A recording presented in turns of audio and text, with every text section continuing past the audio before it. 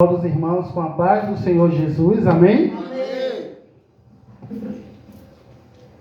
É um motivo de alegria estarmos aqui na casa do Senhor para estarmos louvando, magnificando e bendizendo aquele que é, que era, o que há de vir, o Todo-Poderoso. Amém? Eu estava ali também colocando as meninas que estavam louvando, a Sara e a Agatha, e o bispo pediu para eu estar mandando um vídeo das meninas cantando para ele.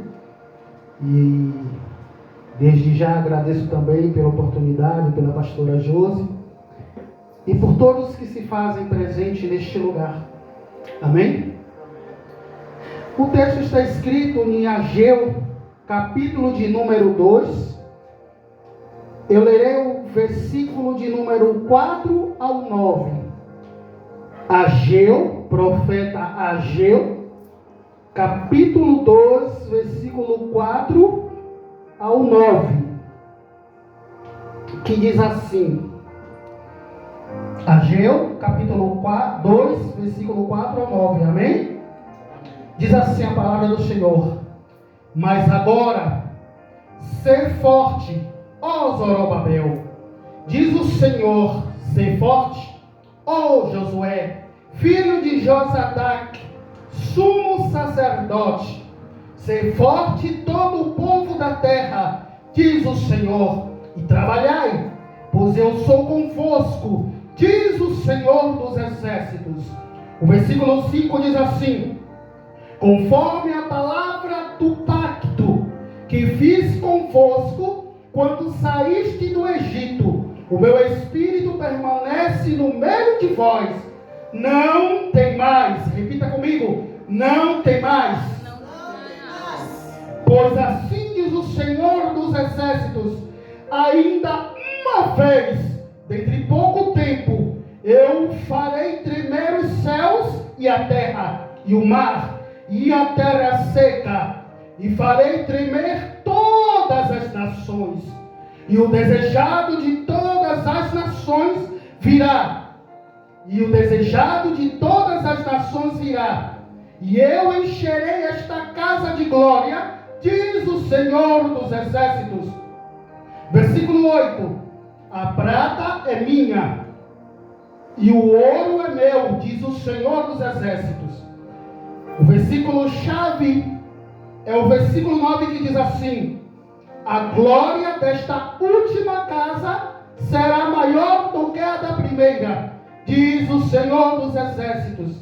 E neste lugar darei a paz, diz o Senhor dos exércitos. Amém? Amados e queridos, é interessante notarmos na palavra do Senhor que o profeta Ageu, quando ele está profetizando ao povo de Israel, um povo que outrora conhecera o templo suntuoso e maravilhoso de Salomão, um povo que viu toda a glória de Deus ser manifestada naquele templo, que viu pessoas de todos os cantos do mundo. É interessante notar que no tempo de Salomão nós vemos que a própria rainha de Sabá, ela viaja quilômetros, porque hoje a pessoa pode pegar uma ponte aérea e estar do outro lado do mundo em horas. Mas naquela época deveria ser comitivas de camelo, cavalos, joias. Claro que deveria também ser através de soldados e não poucos, pelos perigos que eles incorriam no caminho. Dá-se a entender que para aquela mulher, aquela rainha, ela se deslocar do outro canto para ver, conhecer o templo, é porque era uma coisa magnífica, era porque era uma coisa suntuosa. Mas depois, amados e queridos, nós vemos que passa o tempo, o reino é dividido, e depois que o reino é dividido, passamos pelo reino do norte e do sul. Profetas pregam, profetas o povo ao arrependimento. O profeta convoca o povo a se arrepender dos seus maus caminhos, dos seus pecados. Porém, amados e queridos, chega um momento que Nabucodonosor invade Jerusalém e destroça. O profeta Jeremias, escrevendo a sua quiná ou a sua lamentação, ele diz que viram as mulheres serem cerradas ao meio. Ele chega a declamar, a sentar e dizer que está enlutada a filha de Sião. E aquele povo é transportado para a Babilônia. Um dos reis é cegado os seus olhos e ele é levado cativo. E os mais jovens, os mais velhos, eles são levados para se tornarem eunucos, para se tornarem escravos numa terra estranha. O salmista chega até mesmo a dizer que quando ele estava na Babilônia, pedia-se para ele entoar cânticos de Sião, porém ele diz que não, que de maneira nenhuma eles poderiam entoar aqueles cantos de Sião. Eles dizem que as suas harpas, os seus instrumentos de cântico, ele entregava nos salgueiros, eles se penduraram nas árvores. O povo estava abatido, o povo estava triste. E de repente, depois de alguns anos, de 70 anos, vem um decreto do rei da Babilônia e manda voltar a reconstruir o templo. E chega, amados e queridos, o período em que eles voltam a reconstruir o templo. E quando chega na dedicação do templo, o profeta diz que o povo, ao lembrar do tempo antigo, daquele templo suntuoso, ele viu que aquele templo era mais humilde. E diz que eles choravam, uns choravam de alegria, mas também outros choravam de tristeza. E Deus então convoca o profeta Ageu a falar com o povo. E aqui Deus faz uma promessa, mas chega também a ser uma promessa para os dias finais ou para os dias vindouros, o que nós chamamos de escatologia. E Ageu, no seu capítulo de número 2, o versículo de número 4 e 5, olha o que ele fala: ser forte. Sempre que Deus olha para o povo e diz ser forte, queridos, é porque está passando um momento de aflição, um momento de batalha. Quando Josué estava para assumir o lugar de Moisés, um homem que abriu o mar vermelho, Moisés, um homem que tirou o povo de Israel do Egito, com braço forte, com mãos estendidas. As escrituras chegam a dizer que no capítulo 33 de Êxodo, que o próprio Moisés, em sua ousadia, chega a dizer a Deus: rogo-te que me mostres a tua glória. E diz que quando ele descia no monte, o seu rosto emanava glória, emanava poder. E Josué diz: quem sou eu para assumir o lugar de Moisés? Mas Deus, no capítulo 1 de Josué, já disse ser forte. Também, quando os judeus estão sendo ameaçados pelo filisteu, pelo gigante filisteu chamado de Golias, o próprio povo estava temeroso. Então o próprio rei chega a dizer ao povo: ser forte. Quando os homens com Gideão estavam para enfrentar os midianitas, e Deus separa daqueles 30.000, chega ao ponto de ser apenas 300, mas o próprio Deus diz ser forte. Então 300 conseguiu derrotar um exército grande dos midianitas. Com isso, amados e queridos, eu entendo que para Deus não importa a quantidade, que para Deus não importa o tamanho do problema, o tamanho do desafio. Deus é um Deus que usa o incapacitado. Deus é um Deus que faz o pequeno se tornar grande. Deus é um Deus que faz o humilhado ser exaltado. Aleluia, glória a Deus. Então, a primeira palavra do Senhor é ser forte. E nesta noite não é diferente. Todos nós passamos por desafios. Todos nós passamos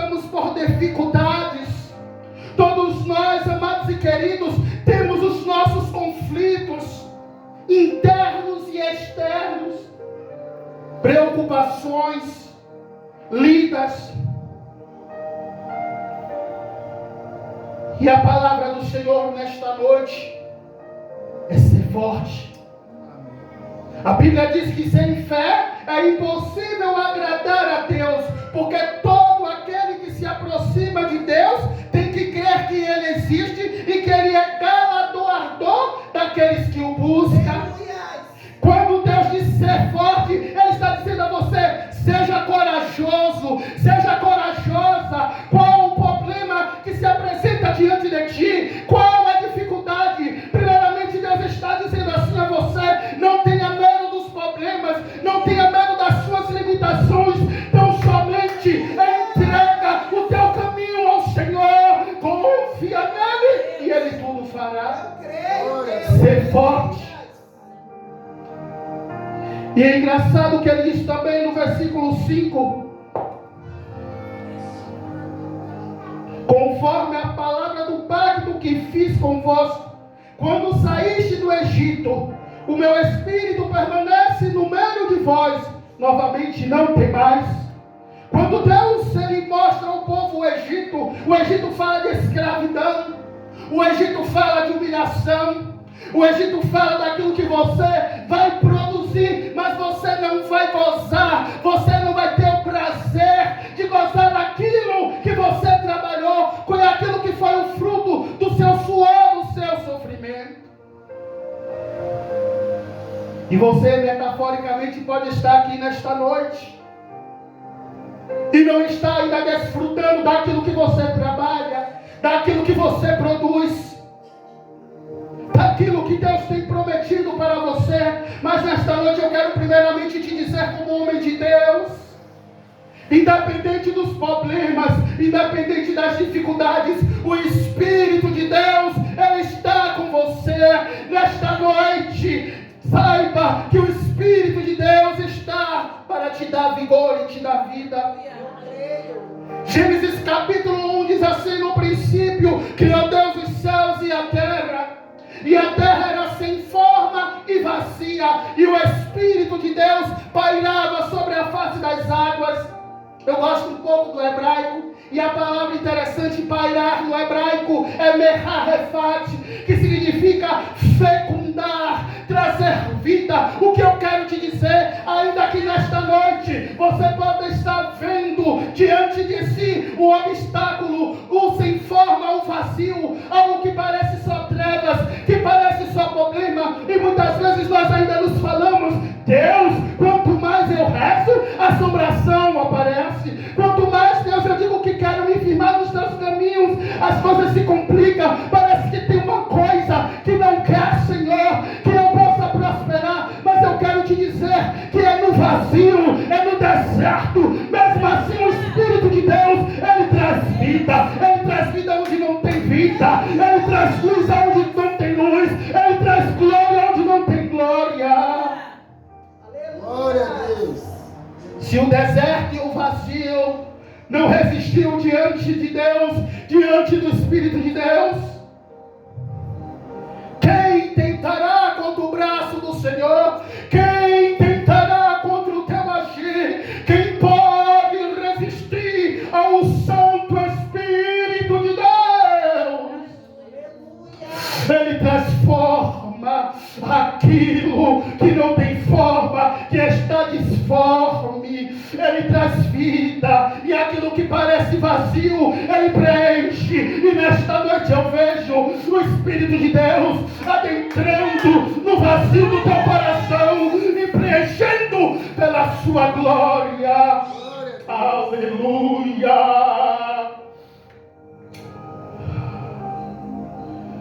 E é interessante notar que quando nós falamos do milagre, da transformação da água no vinho, 3 características da água: ela não tem cheiro, ela não tem cor e ela não tem gosto. E Deus transforma a água em vinho que tem cheiro, que tem cor e que tem gosto. Talvez você adentrou nesta noite aqui e a sua vida não tem cheiro, não tem cor e não tem gosto, mas o Deus Todo-Poderoso está dizendo que te dar cheiro, Ele quer te dar cor, Ele quer te dar gosto, Ele quer te fazer vivo, Ele quer te fazer viva, Ele quer transformar a sua vida. Glória a Deus. E Ele diz assim no versículo 6 e o 7. Como a Agatha gosta de dizer, já estou finalizando. Diz assim: pois assim diz o Senhor dos Exércitos, ainda uma vez, dentre pouco tempo, eu farei tremer os céus e a terra, e o mar e a terra seca, e farei tremer todas as nações, e o desejado de todas as nações virá, e eu encherei esta casa de glória, diz o Senhor dos Exércitos. Quando Deus aqui, no seu versículo 6 e 7, Ele diz que farei tremer. O terremoto é uma das características da manifestação de Deus. Quando nós lemos que Deus desceu novamente sobre o monte Sião, o de Jebel Musa, e em Êxodo 33 diz que ali houve um terremoto, que ali houve um sonido forte. Então, amados e queridos, o que Deus está dizendo: eu farei tremer, eu vou fazer os alicerces tremer. Ou seja, você adentrou neste lugar, até mesmo desencorajado, desencorajada, você entrou neste lugar sem força, já pensando em desistir. Senhor, as promessas que o Senhor tem me feito, aquilo que o Senhor me prometeu há anos, Deus, eu não vejo se cumprir. Deus querido, Deus amado, será que o Senhor se esqueceu de mim? Será, Deus, que eu fiz algo, Senhor, que o Senhor se repugna de tal maneira que nem as minhas orações, nem o meu clamor, nem o meu pedido, nem a minha lágrima, nem as minhas angústias, Senhor, são suficientes para te mover, para, Senhor, te sensibilizar? Mas eu quero te dizer, como profeta de Deus esta noite, os ouvidos de Deus estão sensíveis às tuas lágrimas, ao teu clamor. Deus está sensível, Deus está observando. Só que Deus não age no nosso tempo, Ele age no tempo dele. E há um passo primordial para Deus operar: é quando você diz: Senhor, eu não posso, mas tu pode. Eu não sou, mas tu és. Eu não tenho, mas tu tens. Eu não faço, mas tu fazes. E não há nada que possa impedir o agir de Deus. Não há nada que possa impedir o agir de Deus. E nesta noite eu digo a você: qual o teu sonho? Qual o teu desejo? O que tu tens pedido a Deus? O que tu tens buscado de Deus? Qual a sua petição? Qual a tua súplica? Ele vai agir, Ele vai fazer tremer. E para Deus não precisa de muito. Para Deus, aleluia, não precisa, aleluia. Ele estava naquela pequena botija de uma viúva, quando ela não tinha mais nada, o seu marido era falecido, os credores vinham diante da sua porta. De repente o profeta pergunta a ela: o que você tem? E ela diz: eu tenho apenas uma botija e vou preparar uma comida para mim e meu filho, e depois vamos morrer.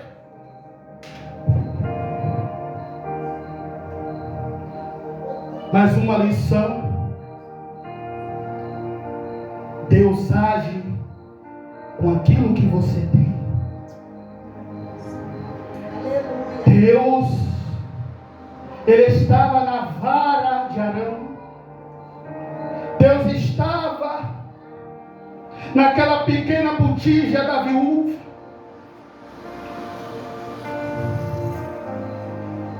E o interessante notar que, se nós perguntarmos esta noite, se você se identificasse com um animal, alguém ia dizer um leão, uma águia, outro poderia dizer um tigre, um gorila. Mas Deus, Ele é tão tênue que quando ele se manifesta ao filho dele, que ele desce em forma corpórea, uma pomba, algo delicado, sensível. E o interessante notar é que se nós andarmos nas praças, nas ruas, nós vamos ver, não é 2 nem 3 pombos, são muitos pombos. Com isso aprendemos que Deus trabalha na simplicidade. Aleluia. Deus trabalha na humildade. E a pomba representa aquilo que é simples. E no versículo 8 e 9 ele diz assim: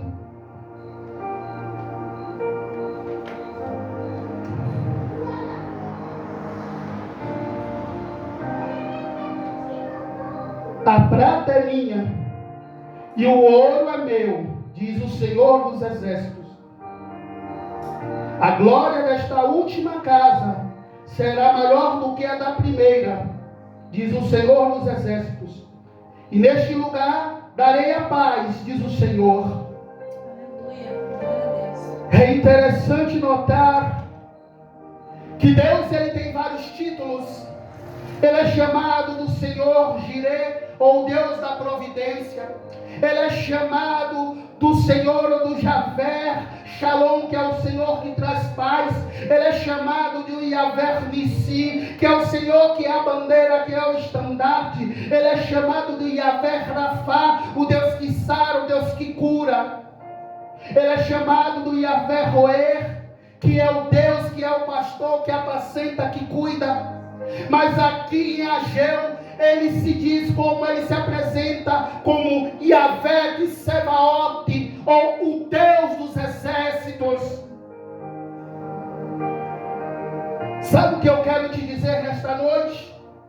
Se você ler das entrelinhas do capítulo 4 ao 9, é várias vezes repetido o Senhor dos exércitos, ou o Senhor das multidões, o Senhor da guerra. Sabe o que é que Deus está dizendo através desse texto? Eu sou o Senhor dos exércitos. Ele está dizendo que a tua peleja não é sua. Ele está dizendo que a sua batalha não é sua, mas Ele, como Deus dos exércitos, como Deus da guerra, o Deus que luta, Ele está dizendo que a sua luta Ele toma para si. Quem peleja contra ti não está pelejando contra o homem, está pelejando contra Deus. Quem tenta te destruir não está tentando contra a sua vida, mas está tentando contra Deus, porque quem luta contra o servo de Deus luta e desafia o próprio Deus. Glória a Deus. E quem é maior do que o Criador dos céus e da terra, o imutável, o Deus Olam, o Deus eterno, o Deus que não há um dia, não há um tempo que Ele não venha existir, porque Ele é Criador de tudo e de todas as coisas.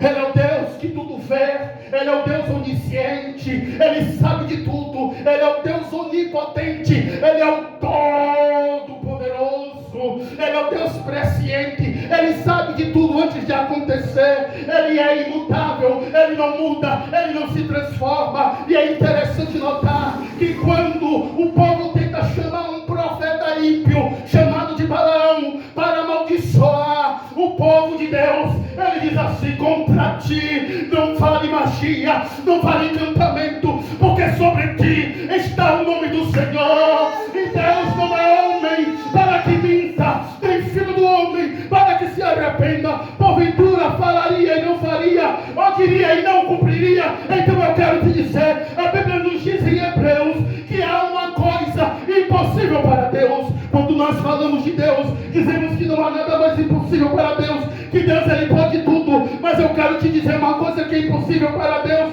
é que Ele minta em suas promessas, Ele é fiel para cumprir. A Bíblia diz ainda que nós sejamos infiéis, Ele permanece fiel, porque a sua essência, a sua natureza. E o próprio Paulo chega a dizer que diremos, pois, a estas coisas, quem será contra nós, se nem o seu próprio Filho Ele poupou, antes Ele nos entregou. Que diremos, pois, a esta coisa, quem será e tentará acusação contra os teus escolhidos? É Deus que os justifica. Quem nos separará do amor de Deus? Tribulação, angústia, perseguição, fome, nudez, perigo, a espada. Porque eu estou bem certo que nem anjo, nem potestade, nem principado, nem morte, nem vida,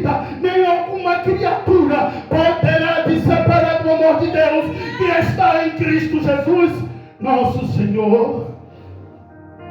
Aleluia. E o interessante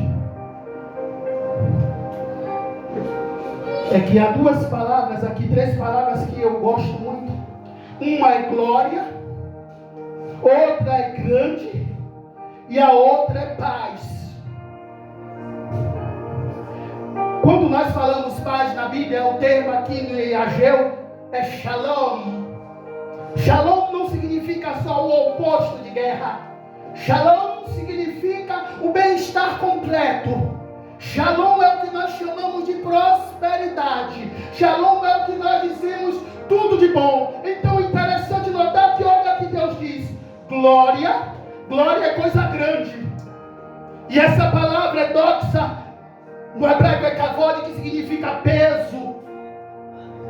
Tem glória, tem coisas grandes e tem prosperidade sobre a sua vida. Deus não trabalha no pequeno. Deus sim, Ele age através das pequenas coisas, mas quando Ele opera, Ele trabalha, aí Ele faz o pequeno se tornar grande. Ele faz com que o humilhado que estava sentado no monturo se assente no meio dos príncipes. É semelhante ao rei Davi, era o menor da casa. O pai dava jantar na casa, sequer lembrava de Davi, mandava ele cuidar lá do curral, e de repente chega a influência, o juiz daquela época e o próprio sacerdote e profeta Samuel, o homem mais benquisto de toda a cidade, de toda a nação de Israel. E quando chega diante do seu pai Jessé, ele mostra os seus filhos e mostra vários, e Deus olha para ele e diz: não foi esse que o Senhor escolheu, não. E ele olha para Jessé, Jessé diz: será que seria esse?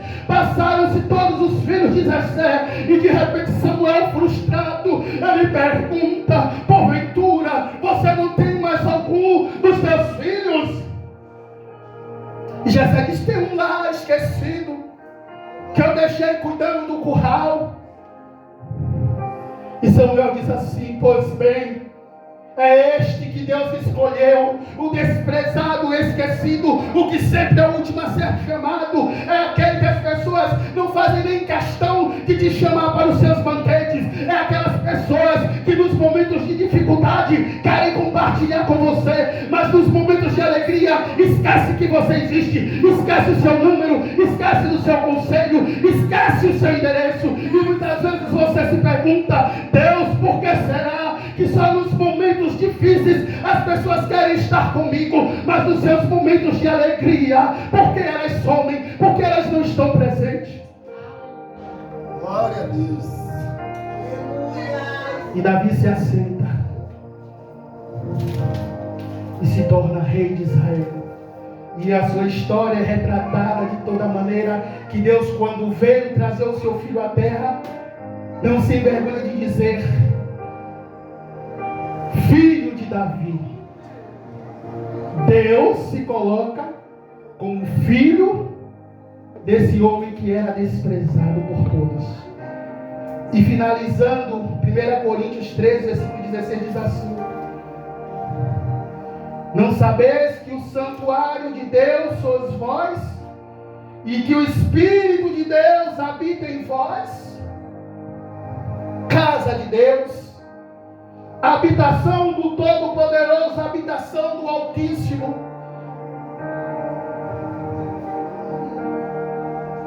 Quando Deus relata em Êxodo sobre a sua casa, Ele manda trazer o melhor, as melhores especiarias. Ele manda trazer o ouro. E é interessante que Ele manda até trazer o ouro mais puro, o ouro de Ofir. Ele manda trazer a prata mais excelente, mais escolhida. Ele manda trazer todos os tipos de joias. E você acha que Deus vai te dar pouco, vai te dar qualquer coisa como casa dele? Casa de Deus. Nesta noite o Espírito Santo de Deus está te falando que Ele quer mudar a sua vida de uma maneira especial, de uma maneira radicalmente diferente, e Ele quer te fazer te assentar no meio dos melhores e dos maiores, e Ele está te dizendo que a glória da segunda casa será maior do que a da primeira, e Ele trará paz, trará prosperidade. Deus está te dizendo nesta noite que não acabou não deixe de sonhar, traz a sua esperança e lança sobre Deus. Entrega o teu caminho ao Senhor, confia nele e tudo Ele fará. E assim eu agradeço a oportunidade em nome do Senhor Jesus Cristo.